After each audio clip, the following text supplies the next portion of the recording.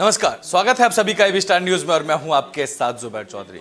वक्त हो चला है देश लाइव का, जहां बात करेंगे देश की अहम खबरों की। सबसे पहले बात करेंगे दिल्ली में हुई सतीश कौशिक के निधन की। आपको बता दें कि 66 साल की उम्र में सतीश कौशिक का निधन हो गया है।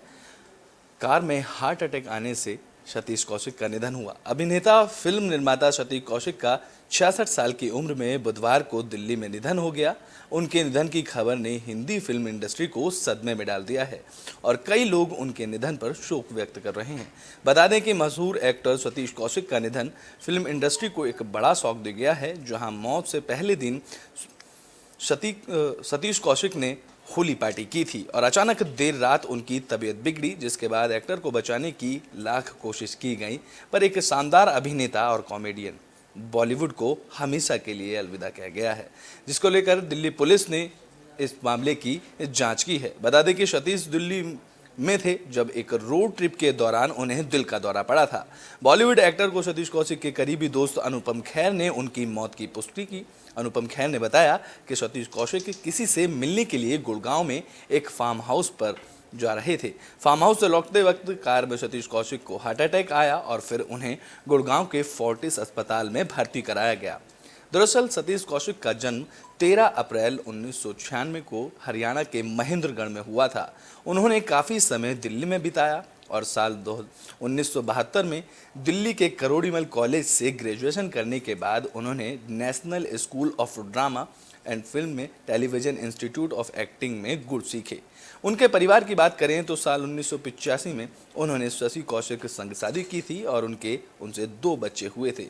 उनका बेटा शानू कौशिक 1996 में सिर्फ 2 साल की उम्र में ही इस दुनिया को अलविदा कह गया था। इसके बाद एक्टर ने साल 2012 में सरोगेसी के जरिए बेटी वंशिका का स्वागत किया। बता दें कि सतीश कौशिक ने एक्टिंग में साल 1983 से फिल्म जाने भी दो यारों से शुरुआत की थी।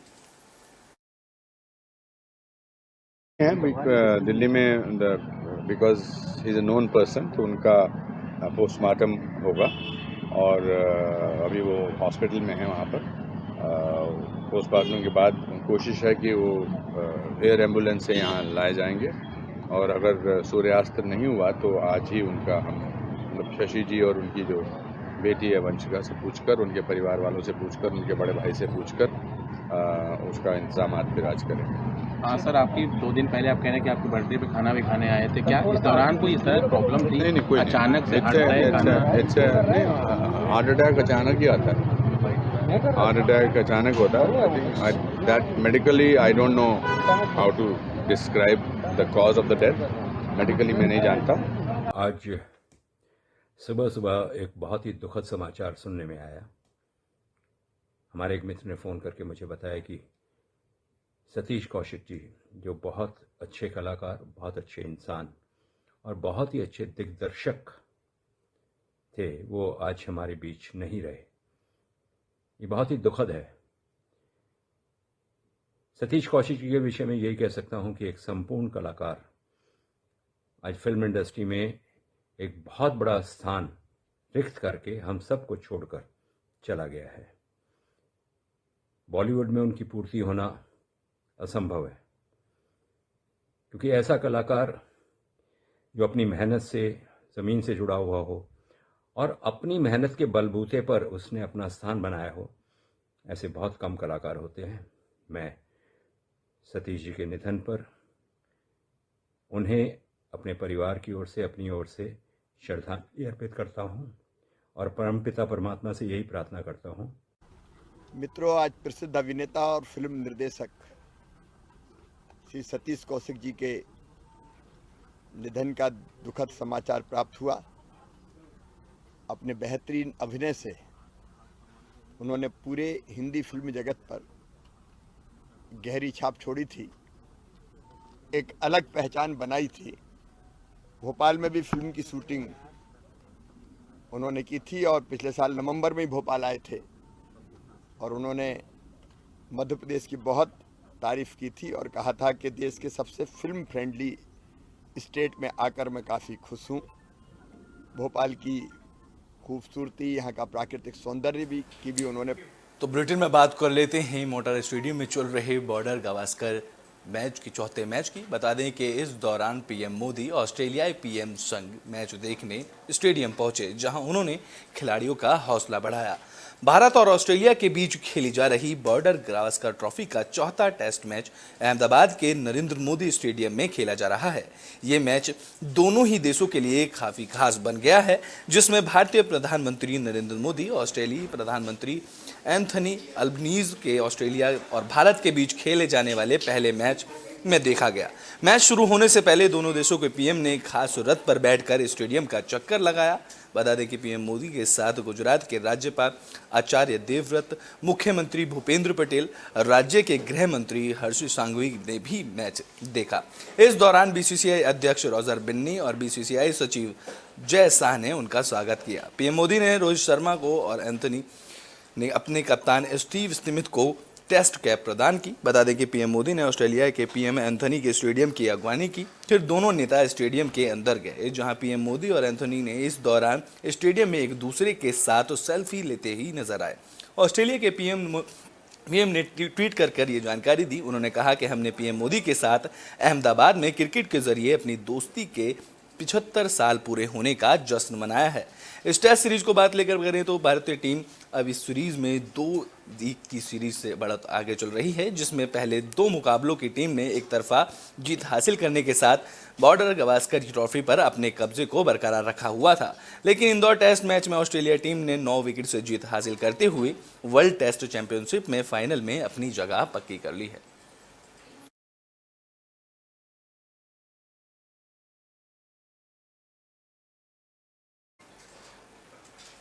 तो बुलेटिन में बात कर लेते हैं जम्मू कश्मीर की, जहां नेशनल हाईवे पर लैंडस्लाइड हुई। इस हादसे में एक युवक की मौत हो गई तो वहीं कई लोग घायल बताए जा रहे हैं। जम्मू कश्मीर के नेशनल हाईवे पर लैंडस्लाइड के कारण एक व्यक्ति की मौत हो गई, जबकि इस हादसे में 7 घायलों को जम्मू के जीएमसी हॉस्पिटल में भर्ती कराया गया। दरअसल यहां के रामबन के शहरी इलाके में हुई लैंडस्लाइड में कई गाड़ियां इसकी चपेट में आई, जिसके बाद सूचना के बाद प्रशासन के आला अधिकारी मौके पर पहुंचे और राहत बचाव का काम शुरू किया गया।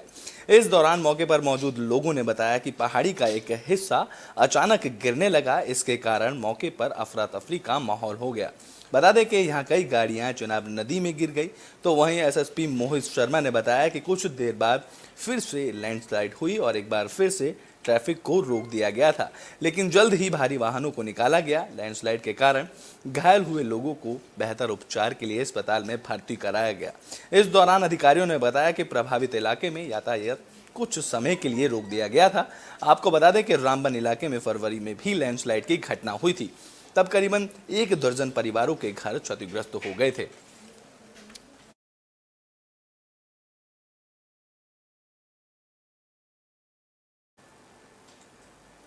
तो अब शराब घोटाले को लेकर अब मनीष सिसोदिया एक बार फिर से मुश्किलों में फंसते नजर आ रहे हैं। आपको बता दें कि तिहाड़ जेल में ईडी उनसे पूछताछ करने पहुंची।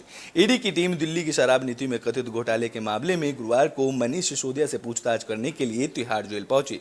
इससे पहले मंगलवार को भी ईडी की टीम ने करीब 6 घंटे तक जेल में मनीष सिसोदिया से सवाल जवाब किए थे। बता दें कि ईडी शराब नीति में घोटाले में मनी लॉन्ड्रिंग की जांच कर रही है। दरअसल मनीष सिसोदिया को सीबीआई ने शराब नीति के कथित घोटाले के मामले में 26 फरवरी को गिरफ्तार किया था। इसके बाद 7 दिन तक उन्होंने सीबीआई से हिरासत में रहे, जिसके बाद सोमवार को राउज एवेन्यू कोर्ट ने सिसोदिया को 20 मार्च तक के लिए न्यायिक हिरासत में भेज दिया था। इसके बाद उन्हें तिहाड़ जेल में शिफ्ट किया गया।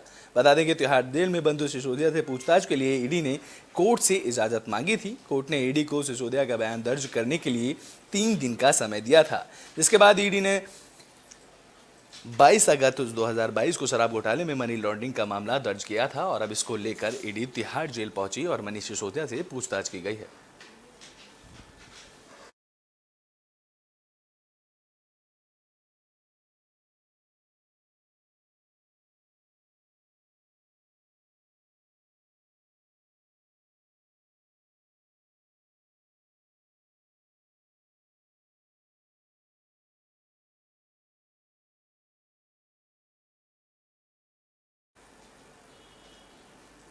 तो शराब घोटाले को लेकर लगातार राजनीति देखने को मिल रही है। अब बीआरएस की निक्के कविता ने प्रेस कॉन्फ्रेंस कर बीजेपी पर निशाना साधा है। दिल्ली शराब नीति मामले में तेलंगाना के मुख्यमंत्री के चंद्रशेखर राव की बेटी और भारत राष्ट्र समिति की विधान परिषद सदस्य के कविता ने दिल्ली में प्रेस कॉन्फ्रेंस कर केंद्र सरकार पर जमकर हमला बोला। ईडी के सामने होने पे इस पर उन्होंने कहा कि ईडी से निवेदन किया गया है कि आप 11 तारीख को हमारे घर आकर जांच कर सकते हैं। जिस आरोपी से पूछताछ करनी है उनके सामने बैठाकर ईडी पूछताछ कर सकती है। इस दौरान कविता ने आगे कहा कि हम कानून का सम्मान करने वाले लोग हैं। तो वहीं कविता ने कहा कि 2 मार्च को हमने पोस्टर जारी किया था और 10 मार्च को हम धरना देने जा रहे हैं। ईडी ने हमें 9 मार्च को बुलाया था, लेकिन हमने कहा है कि हमारा कार्यक्रम और 16 मार्च तक आएगा, जिसके बाद हम 16 मार्च को ईडी के सामने पेश होंगे। पता नहीं ईडी को किस बात की जल्दी है। उन्होंने कहा कि 9 मार्च को आइए, हमने कहा कि हम 16 मार्च को आ सकते हैं, जिसके बाद राजनीतिक दल के लोग हमारे आसपास के साधन हम खुद चलकर वहां पहुंच सकते हैं और वीडियो कॉन्फ्रेंसिंग के जरिए भी ईडी हमसे पूछताछ कर सकती है। तो वहीं पीएम मोदी पर तीखा हमला करते हुए उन्होंने कहा कि दिसंबर में तेलंगाना में चुनाव होने वाले हैं, तो एजेंसियों की यह फितरत है कि जहां इलेक्शन है वहां मोदी जी से पहले ईडी पहुंच जाए।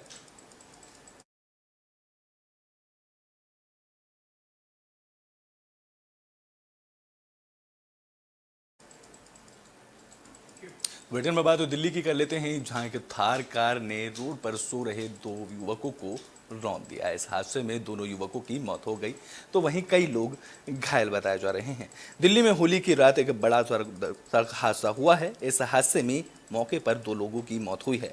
जानकारी के मुताबिक नई दिल्ली के मलाई मंदिर इलाके में तेज रफ्तार थार की चपेट में आने से 2 लोगों की मौत हो गई, जबकि बच्चे समेत 8 लोग इस हादसे में गंभीर रूप से घायल हो गए हैं।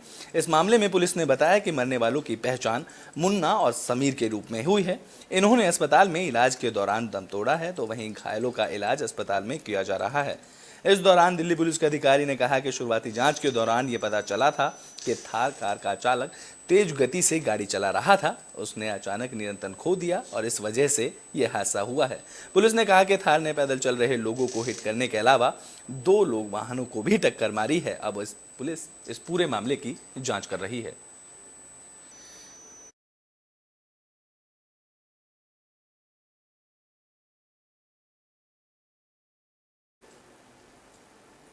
तो दिल्ली से होली के दिन एक और हादसा सामने आया। यहाँ 5 मंजिला इमारत भरभरा कर गिरती दिखाई दी।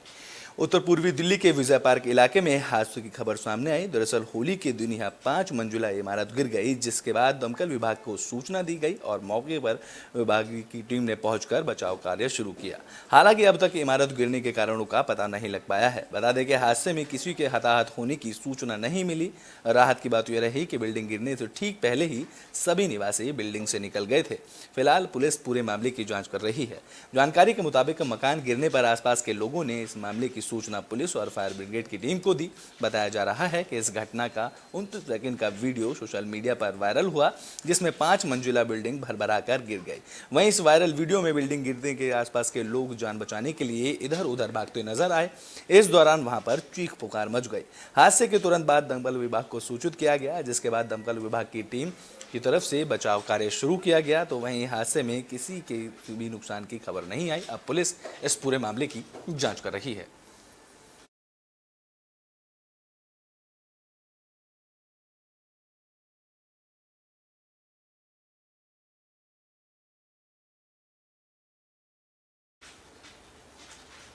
तो ब्रिटेन में बात कर लेते हैं जो शोपियां की, जहां महबूबा मुफ्ती एक दिन के दिवसीय दौरे पर शोपियां पहुंची। इस दौरान उन्होंने लाठीचार्ज और एपी टेक कंपनी के बारे में चर्चा की। महबूबा मुफ्ती ने शोपियां का एक दौरा किया। यहां उन्होंने लाठीचार्ज और एपी टेक कंपनी के बारे में बात की। इस दौरान उन्होंने कहा कि सैकड़ों अभ्यर्थियों को जाम में बेरहमी से पीटा गया। पीडीपी ने इसकी निंदा की है।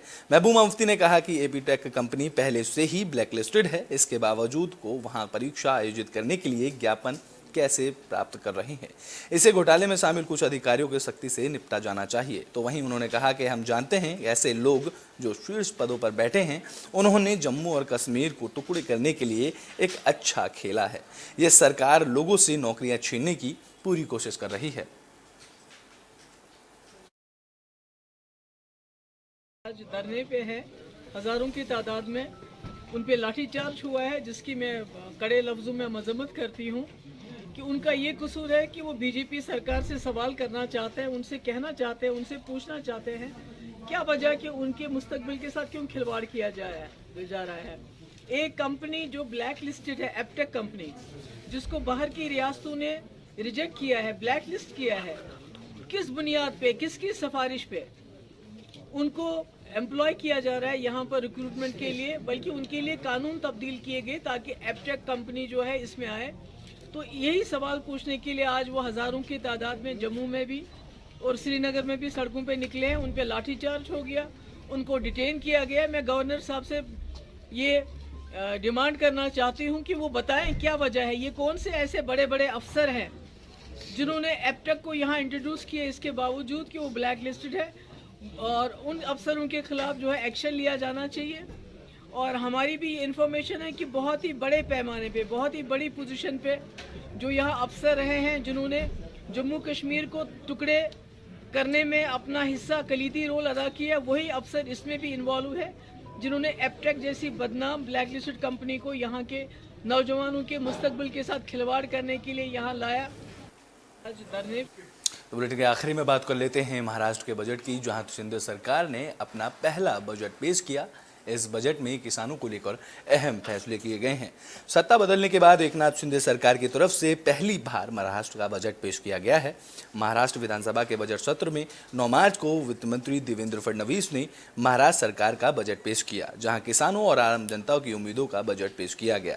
आगामी और राज्य में बेमौसम बरसात की वजह से हुई किसानों के नुकसान को देखते हुए बजट में कई बड़े ऐलान किए गए हैं। इनमें सबसे अहम ऐलान यह रहा है कि सरकार हर साल किसानों को 12,000 रुपये देगी। बता दें कि अब तक किसानों को 6,000 रुपये दिए जा रहे थे, लेकिन अब बजट में 6,000 रुपये और किसानों को मिलेंगे। इस तरह किसानों को साल में 12,000 रुपये दिए जाएंगे। साथ ही वित्त मंत्री देवेंद्र फडणवीस ने शिंदे सरकार की ओर से यह भी ऐलान किया गया कि किसानों की फसल बीमा योजना की रकम अब से राज्य सरकार भरेगी और अब से किसानों को सिर्फ 1 रुपया भरने की ही जरूरत होगी। इसके अलावा शिंदे सरकार की ओर से देवेंद्र फडणवीस ने ऐलान किया कि किसानों को फसल बीमा योजना के लिए अब सिर्फ 1 रुपया देना होगा, बाकी की रकम राज्य सरकार भरेगी। तो वहीं धान उत्पादक किसानों को प्रति हेक्टेयर 15,000 रुपये की मदद की जाएगी, जहां 25 लाख हेक्टेयर की खेती सिंचाई विभाग के दायरे में लाई जाएगी और दुर्घटना से प्रभावित किसानों को 2-2 लाख रुपए की मदद दी जाएगी। तो वहीं वित्त मंत्री देवेंद्र फडणवीस ने टीचरों की सैलरी पर भारी बढ़ोतरी का भी ऐलान किया,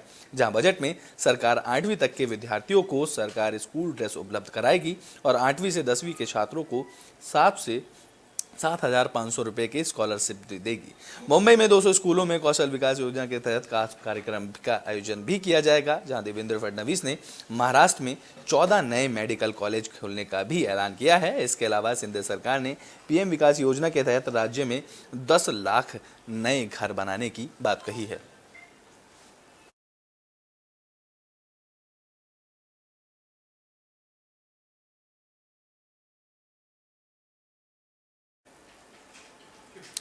देश लाइव में अभी के लिए बस इतना ही। देश और दुनिया की तमाम खबरों के लिए देखते रहें एबी स्टार न्यूज़।